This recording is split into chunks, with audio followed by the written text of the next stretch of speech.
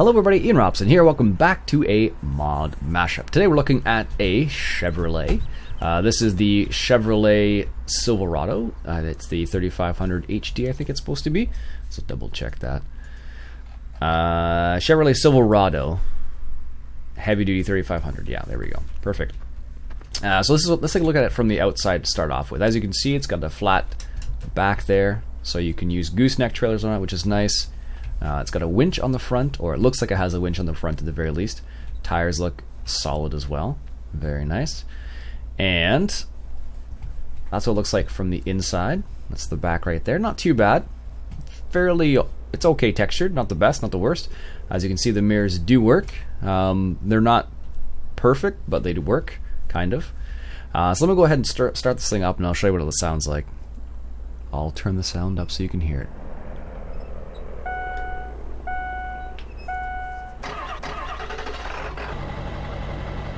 So, starting up sound, bit of a longer sequence, but not terrible. It works. Let me show you one of the things I really don't like about it. So let me put my foot down just a tinsy-wincy bit. You hear that? So that's what happens when you put your foot down like all of the time in this truck. It goes from like 0 to like 1,000 RPM, which I really don't like about this particular truck. As you can see, we do get a little bit of black smoke when you accelerate just a little bit. I guess if you're into coal rolling, I guess. It does have a hitch on the back, as you can see.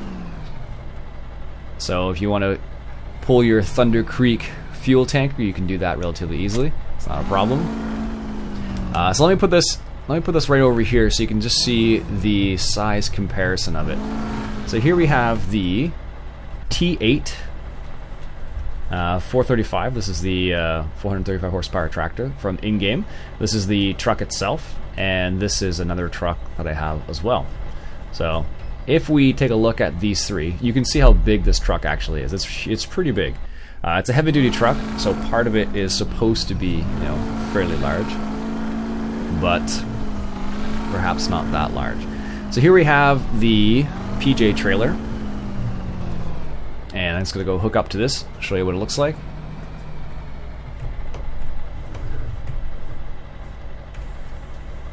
Alright, so here's the PJ trailer. Let's go ahead and hook that up. As you can see, it hooks up nicely. One thing that you do need to take a note of is that it's not necessarily level. The front tires of the PJ trailer kind of come off the ground. And the back half appears to drag a little bit. I don't know if it actually affects anything or not, but it just seems that way. So let's go ahead and unfold the ramp here, and we'll put the T8 on here just to demonstrate the hauling capacity of this particular truck. All right, let's fire this guy up. All right, so this is one of the larger tractors you can get in the game. So it's one of the heavier ones as well. And let's just put this on the trailer, just like so. That's probably pretty good. There we go. And let's unfold, or fold it back up, I should say, and lock. So if I start hauling this tractor around, this truck doesn't seem to have a problem with it.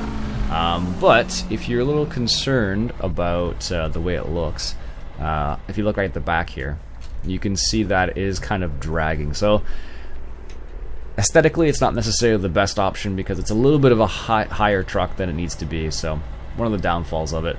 But it does haul relatively nicely. In comparison to some trucks, it's probably not a bad option. So that's what it looks like there. So if I come up to the flat ground here, I'm just going to turn that down. So that's one of the bad things about this truck, is that that engine note is just it gets really annoying really fast. So alright, so that's what that looks like right there. And let me show you that hitbox I was talking about. Let's see if I can show you guys here. So if you come out here, so see how there's this this square right here. So this is kind of where your hitbox is. So it's a little bit bigger than it needs to be. See how it comes out here? So see how I'm stepping up there? And that's because of that hitbox, or partially because of that hitbox. So So, I don't know, overall, it's not a bad truck. It will haul. It does look a bit funny because the tail end of this thing does drag a little bit on a PJ trailer. If I try one of the in-game trailers, let's see, the low loader Flygel. Let's just see how that would work, just to put things into perspective here. So it does work with a PJ trailer if you want to use that one. It should work with the Flygel as well, technically. Not necessarily the most realistic selection, but it will work.